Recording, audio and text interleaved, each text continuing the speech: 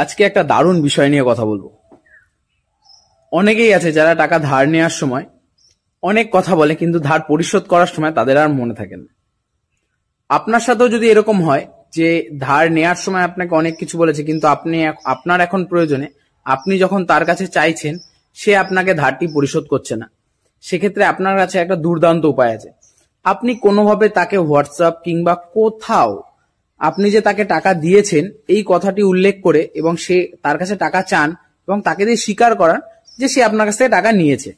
তারপর সেটাকে একটা স্ক্রিনশট বা কোনোভাবে রেকর্ডেড মাধ্যমে আপনি রাখেন আপনার কাছে, দিয়ে আপনি তাকে একটা লিগাল নোটিশ পাঠান টাকা দিয়ে দেওয়ার জন্য। এবার আপনি বলবেন লিগাল নোটিশ পাঠালে কি সে টাকা দেবে? লিগাল নোটিশ পাঠানোর পরে যদি টাকা দিয়ে দেয় তো ভালো, আর যদি টাকা না দেয় সেক্ষেত্রে আরো ভালো। কিরকম? আপনি কোর্টে গিয়ে একটা মানি শুট করতে পারবেন বা টাকা রিকভারির জন্য যেই প্রসেসটা আছে সেটা করবেন। করার পরে আপনি যখন কোর্টে আপনার এভিডেন্স দেবেন তখন কিন্তু আপনি এইটাকে একটা স্ট্রং প্রুফ হিসাবে পাবেন যে আপনি তাকে লিগালি নোটিশ জারি করেছিলেন, তারপরেও সে আপনার টাকা পরিশোধ করেনি।